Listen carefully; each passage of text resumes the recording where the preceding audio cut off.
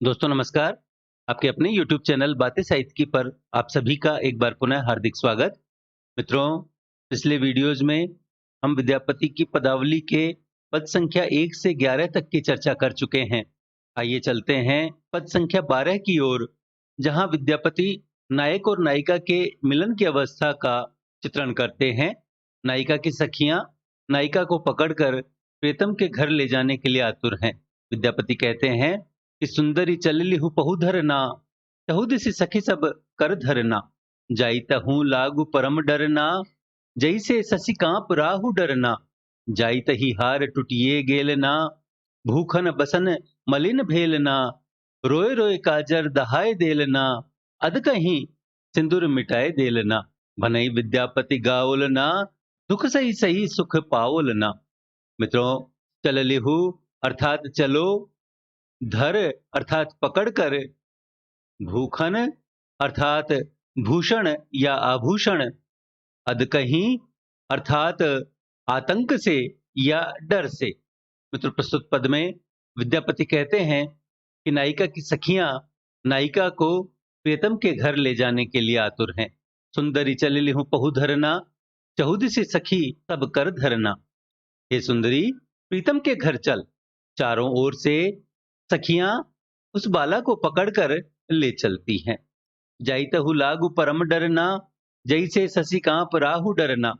विद्यापति कहते हैं कि प्रियतम के पास जाने में वह सुंदरी भय से इस प्रकार कांपने लगती है जैसे राहु के डर से चंद्रमा कांपता है। आगे विद्यापति कहते हैं कि जाइत ही हार टूटिए गेलना, भूखन बसन मलिन भेलना, कि रास्ते में जाते हुए उस बाला के गले का हार टूट जाता है और भूषण बसन सब अस्त व्यस्त हो जाते हैं। आभूषण और वस्त्र अस्त व्यस्त हो जाते हैं। रोए रोए काजर दहाए देलना, अधकहीं सिंदूर मिटाए देलना। उस बाला ने रो रो कर अपना सारा काजल धो बहाया और भय से पसीना आने के कारण उसके मस्तक पर लगा सिंदूर बिंदु मिट गया। भनई विद्यापति गाओलना, दुख सही सही सुख पाओलना। कवि विद्यापति कहते हैं कि हे सुंदरी, बिना दुख पाए कभी सुख नहीं मिलता है। प्रस्तुत पद में विद्यापति बताते हैं कि राधा को प्रेम मिलन का यह सुख आकस्मिक रूप से प्राप्त नहीं होता। इसके लिए उसे अपना सब कुछ लुटा देना पड़ता है। उसने निरंतर अश्रु प्रवाह से अपनी आंखों के काजल धो दिए। राधा ने अपने संपूर्ण हृदय को द्रवित द्राक्ष की तरह निचोड़कर कृष्ण को अर्पित कर दिया। भक्त को भी ईश्वर की प्राप्ति के लिए न जाने क्या क्या करना पड़ता है, वह भी अपना सर्वस्व लुटा देता है। एक भक्त को भी अपना आराध्य पाने के लिए इन दशाओं से गुजरना पड़ता है। राधा को यह सौभाग्य अनायास और बिना कष्ट के नहीं मिला।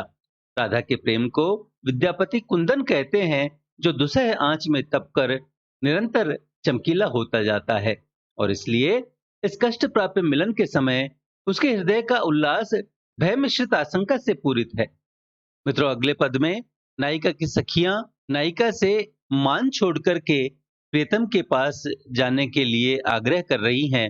विद्यापति लिखते हैं कि विरह व्याकुल बकुल तरुतर पेखल नंद कुमार रे, नील नीरज नयन स्वयं सखी धरई नीर अपार रे, पेखी मलयज पंक मृगमद ताम रस घन सार रे, निज पान पल्लव मूंदी लोचन धरनि पड़ अंश भार रे, बहई मंद सुगंध शीतल मंद मलय समीर रे, जनि प्रलय कालक प्रबल पावक दहई सून शरीर रे, अधिक बेपथ टूट पड़ खिति मृसन मुकुता माल रे, अनिल तरल तमाल तरुवर मुंच सुम नस जाल रे, मान मन तजी सुदति चलु जही राय रसिक सुजान रे, सुखद श्रुति अति सरस दंडक कवि विद्यापति भान रे।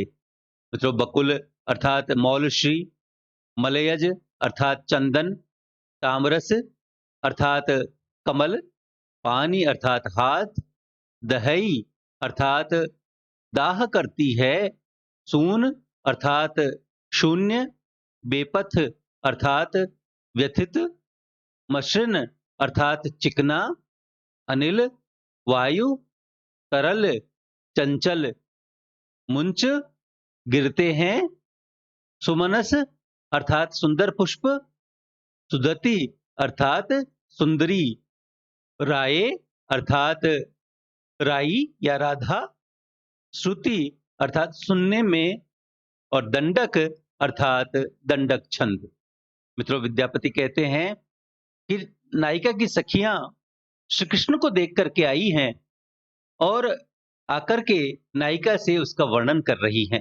सखी कहती है कि बिरह व्याकुल बकुल तरुतर पेखल नंद कुमार रे, नील नीरज नयन स्वयं सखी धरई नीर अपार रे।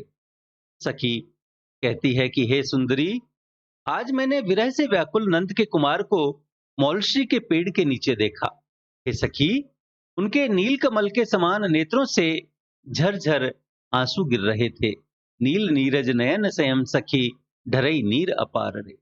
आगे सखी कहती है कि पेखी मलयज पंक मृग मद ताम रस घन सार रे, कि हे सुंदरी, तेरे तन पर धारण कराए जाने वाले अंगराज, कस्तूरी, कपूर तथा कमल पुष्प आदि वस्तुओं को देखकर अपने दोनों हाथों से नेत्रों को मूंद व्याकुल होकर पृथ्वी पर गिर पड़े। निज पानी पल्लव मूंद लोचन धरन पड़े असंभार रे। बहई मंद सुगंध शीतल मंद मलय समीर रे, जनि प्रलय कालक प्रबल पावक दहई सून शरीर रे। शीतल मंद सुगंधित मलय समीर प्रलयकालीन प्रबल अग्नि के समान उनके शून्य शरीर का दाह करती हैं। तेरे विरह में ऐसी दशा हो गई है उनकी। अधिक बेपथ टूट पड़ खिति मृषन मुक्ता माल रे, अनिल तरल तमाल तरुवर मुंच सुमनस जाल रे। सखियां कहती है कि अधिक व्यथित होने के कारण उनके गले में पड़ी मोतियों की माला टूटकर पृथ्वी पर गिर पड़ती है और वायु द्वारा आंदोलित होकर तमाल वृक्ष के पुष्प जिस प्रकार गिरकर बिखर जाते हैं, उसी प्रकार माधव भी पृथ्वी पर व्याकुल और व्यथित पड़े हैं। मानि मनि तजि सुदति चलु जही, राय रसिक सुजान रे, सुखद श्रुति अति सरस दंडक कवि विद्यापति भान रे। विद्यापति कहते हैं कि इसलिए हे सुंदरी, मधुर दंडक छंद के समान कर्णप्रिय अर्थात मधुर वाणी बोलने वाली राधे, हे रसिक सुजान, मान छोड़ और माधव के पास चल। मित्रों, अगले पद में पुनः नायिका की सखी नायिका से मान छोड़ने के लिए कहती है। विद्यापति लिखते हैं कि मधुसम बचन कुलिस सम मानस, प्रथम ही जाने न भेला, अपन चतुरपन पिसुन हाथ देल, गुरु गर्भ दूर गेला। सखी हे मंद प्रेम परिणामा, बड़कई जीवन कैल अपराधिन, नहीं उपचरे कि ठामा। झांपल कूप देखी ही नहीं पारल, आरती चल लहु धाई, तखन लघु गुरु किछु नहीं गूनल, अब पछताबक जाई। एक दिन अछलहु आन भान हम, अब बूझिल अब गाही, अपन मुंह अपने हम चाछल, दोख देब गए काही। भनई विद्यापति सुनुबर जौबती, चित्त गनब तही आने, पेमक कारण जीव उपेखिए, जग जन के नहीं जाने। मतलब कुलिस अर्थात वज्र, मानस अर्थात मानती है, दुर्गेला अर्थात दूर कर दिया, उपचर अर्थात उपचार या शांति, आरती अर्थात जल्दी से, तखन अर्थात उसी क्षण, तत्क्षण, गूनल अर्थात गुना या समझा, आन भान अर्थात अनजान या नासमझ, चांचल अर्थात छील लिया, दोख अर्थात दोष, देव अर्थात दें, पेमक अर्थात प्रेम के, और उपेक्षिए अर्थात उपेक्षा की। मित्रों, प्रस्तुत पद में नायिका और उसके सखी का वार्तालाप दिखाते हुए विद्यापति कहते हैं कि मधुसम बचन कुलिसम मानस प्रथम ही जान न भेला, अपन चतुरपन पिसुन हाथ देल, गुरु गर्भ दूर गेला। सखी हे मंद प्रेम परिणामा। नायिका सखी से कहती है कि हे सखी, माधव के मधु के समान मीठे वचन अब पुलिस समान हो गए हैं, वज्र के समान कठोर हो गए हैं, कठोर जान पड़ते हैं। हे सखी, अपनी समस्त चतुराई पशु समान हृदयहीन व्यक्तियों के हाथ में सौंप देने से मेरा तो समस्त गर्व दूर हो गया है। सखी हे मंद प्रेम परिणामा। हे सखी, प्रेम का परिणाम तो बुरा ही होता है। बढ़ कए जीवन कैल अपराधिन नहीं उपचरे ठामा। इस जीवन में प्रेम जैसा अपराध करने के कारण मुझे किसी स्थान पर शांति नहीं मिलती है। आगे विद्यापति कहते हैं कि झांपल कूप देखी ही नहीं पारल, आरती चल धाई, तखन लघु गुरु किछु नहीं गूनल, अब पछताबक जाई। नायिका कहती है कि हे सखी, तेज चलने के कारण अर्थात सोच विचार किए बिना ही शीघ्रता से कार्य करने के कारण मुझे प्रेम रूपी बंद कुआं, झापल कूप, प्रेम रूपी बंद कुआं नहीं दिखाई पड़ा और मैं उसमें गिर गई। उस समय तो मैंने छोटी बड़ी अर्थात किसी भी बात को कुछ नहीं समझा, कुछ भी विचार नहीं किया। तखन लघु गुरु किछु नहीं गूनल, अब पछताबक जाई, और अब पछताने से क्या होगा। नायिका कहती है कि एक दिन अछलहु आन भान हम अब बूझल अबगाही, अपने मोह अपने हम छांचल, दोख देब गए काही। हे सखी, उस समय तो मैं अनजान नासमझ थी, परंतु अब तो प्रेम की गहराइयों को खूब डूबकर अर्थात अच्छी तरह से मैं समझ चुकी हूं, समझ गई हूं। मैंने तो स्वयं अपने सिर को अपने हाथों से छीला था, अर्थात अपने हाथ से अपने ही पैरों में कुल्हाड़ी मारी थी, और इसलिए दोख देब गए का ही, अब मैं दोष किसे दूं। विद्यापति कहते हैं कि बनई विद्यापति सुनबर जोबती, चित गनब दही आने, पेमक कारण जीव उपेखिए, जग जन के नहीं जाने। विद्यापति कहते हैं कि नायिका की सखी इस पर नायिका को उत्तर देती है और कहती है कि हे वर जौबती, हे सर्वश्रेष्ठ सुंदरी, सुन, तू अपने मन में कुछ और न समझ। चित गनब तही आने, प्रेमक कारण जीव उपेखिए, तूने प्रेम के कारण अपने प्राणों तक की उपेक्षा की है, और जगजन के नहीं जाने, संसार का कौन व्यक्ति इस बात को नहीं जानता है। मित्रों, अगले पद में नायिका की सखी कृष्ण के पास जाती है और राधा के मान का वर्णन करती है। विद्यापति लिखते हैं कि माधव दुर्जय माने नि मानी, विपरीत चरित पेखी चक्रित भेल, न पूछल आधहु बानी, माधव दुर्जय मान निमानी। तुअ रूप साम अखर नहीं सुने, तुअ रूप रिपु सम मानी, तुअ जन संयम संभास न करई, कैसे मिलाए आनी।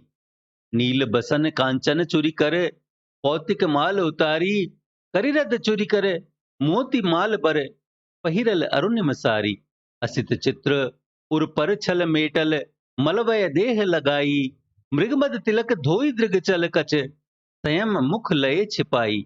एक तिल छल चारु चिबुक पर, निंदि मधुप सुत सामा, तृण अग्रे करी मलयज रंजल, ताहि छपाओल रामा। जलधर देखी चंद्रा तप झांपल, सामरि सखि नहीं पास, तमाल तरु गन चूना लेपल, सिख पिक दूरी निबास। मधुकर उर्धनि चंपक तरुतल, लोचन जल परिपूर, सामर चिकुर हेरी मुकुर पटकल, टूटि भये गेल सतचूर।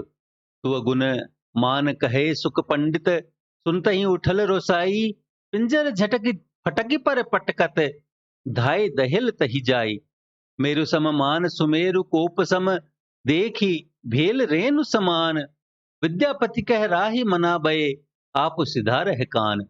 मित्रों, चक्रित अर्थात चक्रित या चकित, अखर अर्थात अक्षर, सुनये अर्थात सुनती है, संभास अर्थात संभाषण या बातचीत, चुरी अर्थात चूड़ी, पौतिक अर्थात नीलमणि या फिरोजा, करी अर्थात हाथी, रद अर्थात दांत, करिरद अर्थात हाथी दांत, अरुणिम अर्थात अरुण या लाल, असित चित्र अर्थात काला गोदना, मलवय अर्थात मलयज या चंदन, तिल अर्थात तिल, निंदी निंदा करता था या लज्जित करता था, कामा अर्थात श्यामलता, ऋण अग्रे अर्थात तिनके की नोक, रंजल अर्थात रंजित करके या रंग कर,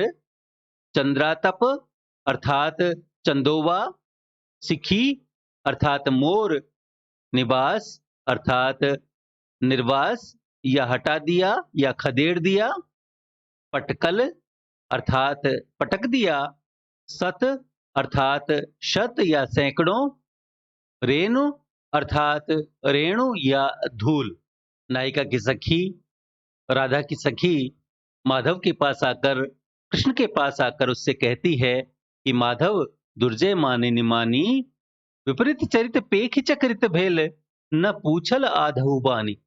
कि हे माधव, माननी राधा का मन बड़ा दुर्जय और कठोर है। मैं तो उसकी उल्टी रीति और एकदम बदले हुए स्वभाव को देखकर चकित हो गई। वह तो आधी बात भी नहीं पूछती है, न पूछल आदहु बानी। वह तो आधी बात भी नहीं पूछती है। तुअ रूप साम अखर नहीं सुनए, तुअ रूप रिपु सम मानी, तुअ जन संयम संभास न करई, कैसे मिलाए आनी। हे माधव, तुम्हारे स्वरूप का बोध कराने का हेतु होने के कारण श्याम शब्द तक को वह नहीं सुनती है, क्योंकि उससे तुम्हारे स्वरूप का बोध हो जाता है। तुम्हारे स्वरूप को तो वह शत्रु के समान समझती है। तुअ रूप रिपु सम मानी, और तुम जैसे श्याम व्यक्तियों से वो बात तक नहीं करती। तुअ जन संयम संभास न करई, और इसलिए हे माधव, कैसे मिलाए आनी, मैं किस प्रकार उसे मना कर लाऊं और तुमसे उसका मिलन कराऊं। नील बसन बर कांचन चुरी करे, पौतिक माल उतारी, करिरद चुरी कर मोती बाल बर, पहिरल अरुण्य सारी। हे माधव, तुम्हारे स्वरूप के अनुरूप होने के कारण उसने अपने सुंदर नीले वस्त्रों को, नीले रंग की चूड़ियों को और नीलमणि की माला को उतारकर, नील बसन बर कांचन चोरी कर पौतिक माल उतारी, इन सब चीजों को उसने उतार दिया है। और हाथों में करिरद चूरी कर मोती माल बर, पहिरल अरुण सारी, हाथों में हाथी दांत की चूड़ियां, गले में मोतियों की माला और लाल रंग की साड़ी पहन ली है। पहिरल अरुणिम सारी, लाल रंग की साड़ी पहन ली है।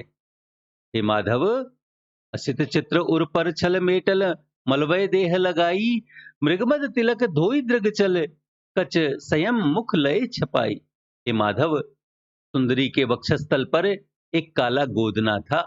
असित चित्र उर पर छल मेटल, मलवय देह लगाई, उसे तुम्हारे स्वरूप के अनुसार समझकर, क्योंकि तुम भी श्याम हो और वह गोदना भी श्याम था, काला था, इसलिए तुम्हारे स्वरूप के अनुसार समझकर उसने अपनी देह पर चंदन लगाकर उसे छुपा लिया है। और इतना ही नहीं, मृगमद तिलक धोई दृग चल, कच स्वयं मुख लय छिपाई, उसने अपने मस्तक पर लगा कस्तूरी का तिलक और नेत्रों के कोनों में लगे अंजन को भी धो डाला है, और तिलक तथा अंजन रहित मुख को अपने केशों से छुपा लिया है। एक तिल छल चारु चिबुक पर, निंद मधुप सुत सामा, तृण अग्रे करी मलयज रंजल, ताहि छपाओल रामा। हे माधव, अपनी श्यामलता से भंवरे के बच्चे की श्यामलता को लज्जित करने वाला एक सुंदर तिल उस सुंदरी के चिबुक पर था, उसकी ठुड्डी पर था।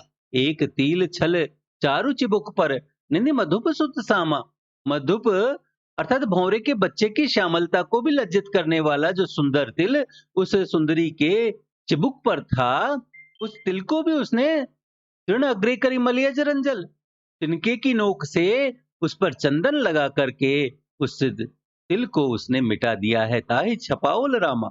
और जलधर देखी चंद्रा तप झांपल, तामरी सखी नहीं पास, तमाल तरु गन चूना लेपल, सिख पिक दूर निवास।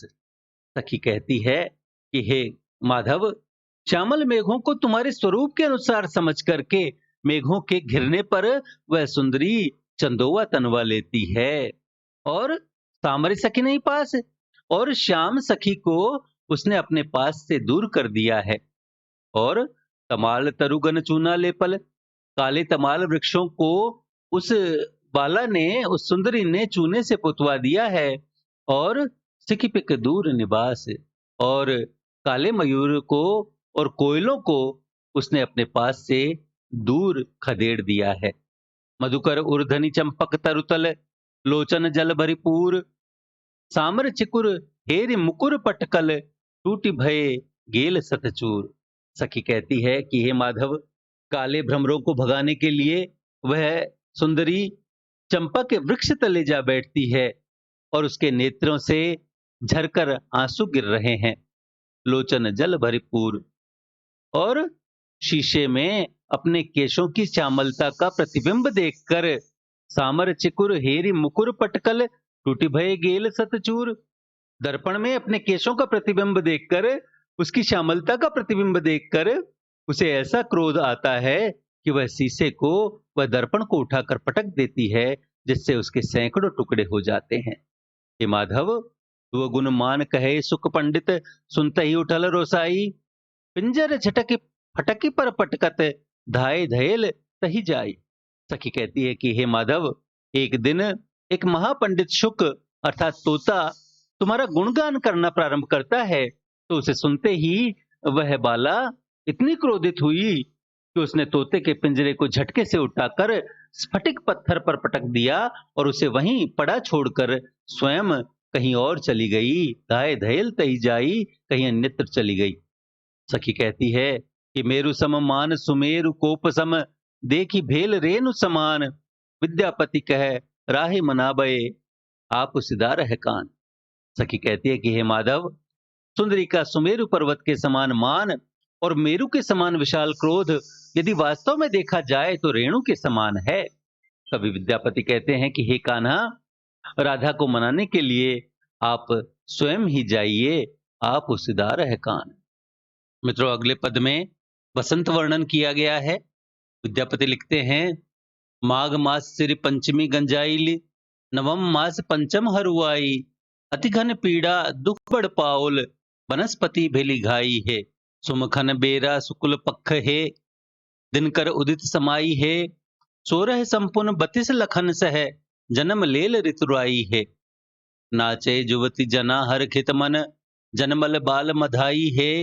मधुर महारस मंगल गावे, मानिनी मान उड़ाई है। वह मलयानिल ओत उचित है, नवघन भव उजियारा। माधवी फूल भेल मुकुतातुल, ते दिल बंदन बारा। पीअरी पांडरी महुअरी गावे, काहर कार धतूरा। नाग केसर कै शंख धूनिपुर, तकर ताल समतूरा। मधुलय मधुकर बालक दय हलु, कमल पंखरी लाई। पवो नार तोरी सूत बांधल कटी, केसर कैल बगनाई। नव नव पल्लव सेज ओछावल, सिर देल कदम्बक माला। बैसली भमरी हरउद गावे, चक्का चंद निहारा। कनक केसु सुति पत्र लिखिए हलु, राशि नछत कै लोला। कोकिल गणित गुनित भल जाने, ऋतु बसंत नाम थोला। बाल बसंत तरुण भय धावल, बढ़े सकल संसारा। दखिन पवन घन अंग उगारे, किसलय कुसुम परागे। सुललित हार मंजरी घन कज्जल, अखितो अंजन लागे। नव बसंत ऋतु अगुसर जौबती, विद्यापति कवि गावे। राजा शिव सिंह रूप नारायण, सकल कला मन भावे। मित्रों, श्री पंचमी अर्थात श्री पंचमी या बसंत पंचमी, गंजाइली अर्थात पूर्ण गर्भा हुई। नवम मास, मित्रों, माघ में प्रारंभ होकर वैशाख में वसंत का अंत होता है और ज्येष्ठ से माघ तक 9 महीने होते हैं। और उसके पश्चात पंचम हरुआई अर्थात 5वां दिन होने पर, मित्रों, 9 मास और 5 दिन, वैदिक शास्त्र के अनुसार पुष्ट बालक पैदा होने के लिए 9 मास और 5 दिन का गर्भ रहना आवश्यक होता है। यहाँ नवम मास पंचम हरुआई से यही तात्पर्य है। खन अर्थात क्षण, बेरा अर्थात वेला या समय, समाई अर्थात समय पर, सोरह अर्थात 16 अंग, संपूर्ण अर्थात संपूर्ण या पूर्ण, 32 32, लखन लक्षण, सह सहित या साथ, ऋतुराई अर्थात ऋतुराज वसंत, जन्मल अर्थात जन्म लिया है, मधाई अर्थात माधव या वसंत ऋतु, ओत अर्थात ओट या आड़, तुल अर्थात तुल्य या समान, पियरी अर्थात पियरी या पीली, पांडरी अर्थात कुंद पुष्प, महुवरी अर्थात पुत्र जन्म पर गाया जाने वाला एक विशेष राग, काहरकार अर्थात तुरही बजाना, तकर अर्थात उसका, समतुरा अर्थात समतुल्य या समान या एक साथ, दैलहु अर्थात लादिया, पौनार अर्थात पौनार या पद्मनाल, कैली अर्थात बनाई या रचना की, बघनाई अर्थात बगनखा, ओछावल अर्थात बिछाई, बैसली बैठकर, हरुद लोरी या पालने का गीत, कनक अर्थात स्वर्ण, केसुव अर्थात केसु या टेसु के पुष्प या पलाश के पुष्प, स्तुतिपत्र अर्थात प्रसूति पत्र या जन्म पत्र, हलु अर्थात हल करके या गणना करके, लोला अर्थात जीभ, गुणित अर्थात गणना, भल अर्थात भली प्रकार, थोला रखा या खोज निकाला, उगा रहे अर्थात अंगराग लगाता है या उपटन मलता है, मंजरी अर्थात मंजरी या पुष्पगुच्छ, और अखितो अर्थात आंखों में। मित्रों, प्रस्तुत पद में कवि विद्यापति ने बसंत के आगमन को बालक के जन्म के समान मानकर एक रूपक बांधा है। विद्यापति ने अपनी प्रतिभा से ज्येष्ठ मास से श्री पंचमी तक गणना करके सही काल निश्चित किया है, अर्थात 9 मास और 5 दिन, जो कि वैदिक शास्त्र के अनुसार पुष्ट बालक के जन्म के लिए आवश्यक है। और इसलिए कवि ने बसंत आगमन को पुत्र जन्म के रूप में चित्रित किया है। बालक के जन्म के समय माता को असहनीय दुख होता है और जन्म के समय शुभ क्षण तथा शुभ मुहूर्त का ध्यान रखा जाता है। कवि ने भी शुभ घड़ी और शुभ मुहूर्त का वर्णन किया है। जन्म के उपरांत स्त्रियां बालक के शुभ अशुभ लक्षणों की परीक्षा करती है और आनंद मंगल होता है। चारों ओर हर्ष गान होता है, नृत्य होता है, सौभाग्यवती ललनाएं मंगल गान करती है। विद्यापति वसंतोत्सव पर होने वाले आनंद मंगल को पुत्र जन्म पर होने वाले मंगल गान की उपमा देकर समस्त पद में रस भर देते हैं। वसंत आगमन पुत्र जन्मोत्सव की तरह ही उल्लास युक्त हो गया है। विद्यापति कहते हैं कि माघ मास सिर पंचमी गंजाइल, नवम मास हरुआई, अतिघन पीड़ा दुख बढ़ पाओल, वनस्पति भेली घाई है। अर्थात माघ मास की श्री पंचमी के दिन प्रकृति पूर्ण गर्भा हो जाती है, गंजाइली पूर्ण गर्भा हो जाती है, और नवम मास पंचम हरुआई, 9 मास और 5 दिन व्यतीत हो जाने के कारण प्रसव के लक्षण दिखाई देते हैं। मित्रों, पूर्ण गर्भा हो जाने पर प्रकृति प्रसव के लिए अत्यधिक पीड़ा और दुख महसूस करती है। अति घन पीड़ा दुख बढ़ पाओल, वनस्पति भेली घाई है। और इस प्रकार अत्यंत पीड़ा और दुख होने के बाद तब कहीं जाकर नवीन वनस्पति के रूप में वसंत का जन्म होता है। सुमखन बेरा सुकुल पक्ष है, दिनकर उदित समाई है, 16 संपूर्ण 32 लखन सह, जन्म लेल ऋतुराई है।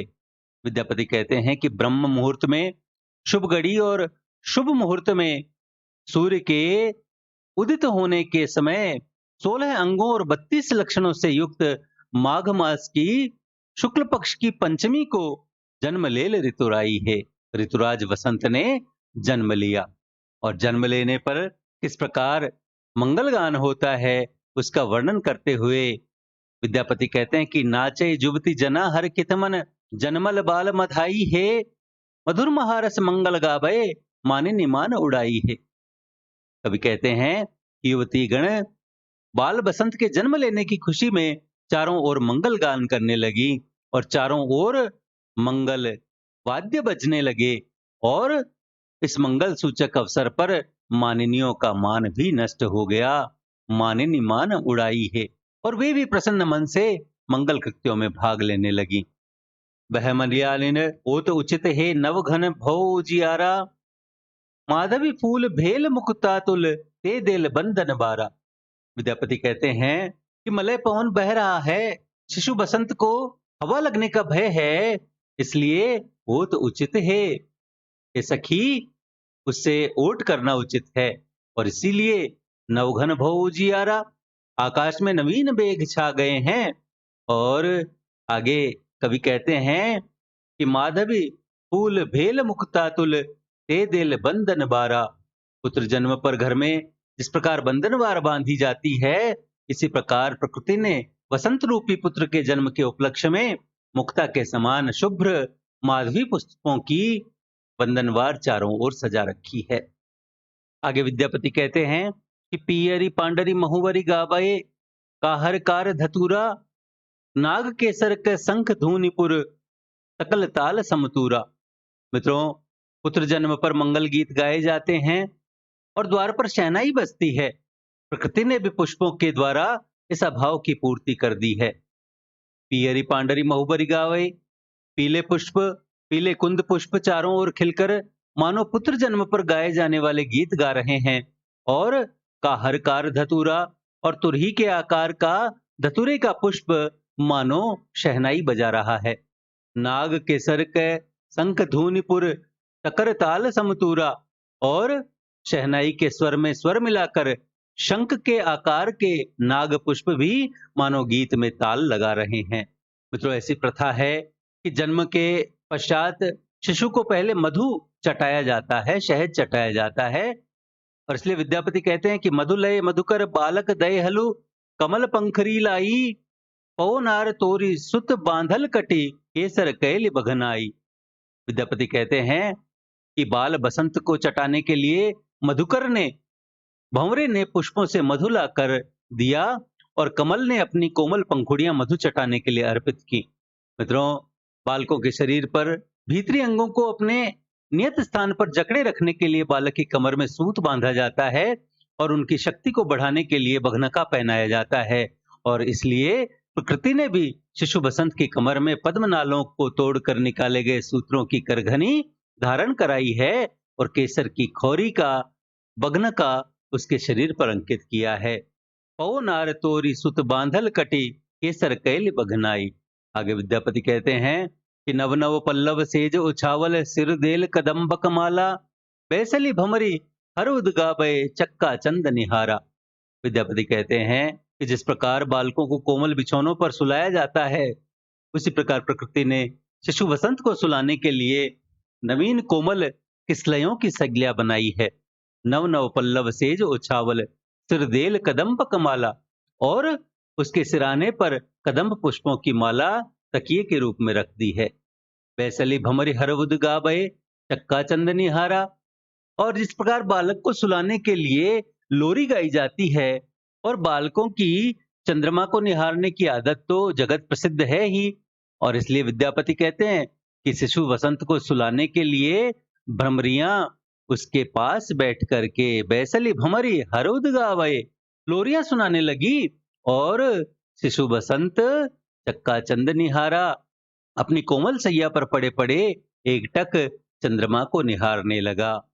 आगे विद्यापति कहते हैं कि कनक केसुअ सुति पत्र लिखिए हलु, राशि नक्षत कै लोला, कोकिल गणित गुणित भल जाने, ऋतु बसंत नाम थोला। कि पंडित वर कोकिला ने राशि नक्षत्र आदि की गणना करके, जबानी गणना करके, और कनक केसुअ सुति पत्र लिखिए, सुनहले पलाश पुष्पों से शिशु वसंत की जन्म पत्री बनाई। क्योंकि बुद्धिमती कोकिला गणित की गणना करने में पारंगत थी। कोकिल गणित गुणित बल जाने, ऋतु बसंत नाम थोला, और इसलिए उसी ने बालक का नाम रखा वसंत। आगे विद्यापति कहते हैं कि बाल बसंत तरुण भय धाओल, बढ़े सकल संसारा।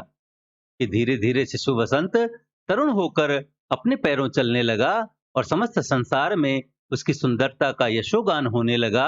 अर्थात चारों ओर ऋतुराज बसंत का प्रभुत्व फैल गया। विद्यापति कहते हैं कि दक्षिण पवन घन अंग उगारे, किसले कुसुम परागे, सुललित हार मंजरी घन कज्जल, अखितो अंजन लागे। इस प्रकार बालक के अंगों को पुष्ट करने के लिए माताएं उनका उबटन मलती है और आंखों में काजल डालती है, उसी प्रकार शिशु बसंत के लिए यह कार्य दक्षिण पवन और हल्के मेघों ने किया है। दक्षिण पवन घन अंग उगारे, किसले कुसुम परागे। दक्षिण पवन किसले और पुष्प पराग लेकर शिशु बसंत के शरीर में उपटन मलता है और श्रृंगार के लिए माता रूपी प्रकृति ने मंजरियों का हार शिशु बसंत के गले में डाल दिया है। सुललित हार मंजरी घन कज्जल, अखितो अंजन लागे। और हल्के हल्के मेघों की कालिमा ने मानो उस स्वच्छ वसंत ऋतु रूपी बालक के नेत्रों में काजल लगा दिया है। मित्रों, विद्यापति आगे कहते हैं कि नव बसंत ऋतु अगुसर जौबती, विद्यापति कवि गावे, राजा शिव सिंह रूप नारायण सकल कला मन भावे। विद्यापति कहते हैं कि धीरे धीरे नव वसंत ऋतु यौवन की ओर अग्रसर होने लगा। नव वसंत ऋतु अगुसर जौबती, और राजा शिव सिंह रूप नारायण को वसंत की समस्त कलाएं प्रिय हैं। राजा शिव सिंह रूप नारायण सकल कला मन भावे। मित्रों, प्रस्तुत पद में विद्यापति ने बसंत आगमन का बहुत ही सुंदर तथा विशद चित्रण किया है। तो मित्रों, ये थे विद्यापति की पदावली से पद संख्या 12 से 16 शेष पदों की व्याख्या हम अगले वीडियोज में करेंगे। आशा है आपको हमारा यह प्रयास पसंद आया होगा। वीडियो को लाइक करें, अपने मित्रों के साथ साझा करें। पीडीएफ तथा अन्य सहायता के लिए हमसे टेलीग्राम पर जुड़ें। बातें साहित्य की चैनल को सब्सक्राइब करें और भविष्य के सभी वीडियोज की सूचना अपने तक सबसे पहले पहुंचाने के लिए घंटी वाला बटन दबाएं और देखते रहें बातें साहित्य की। धन्यवाद।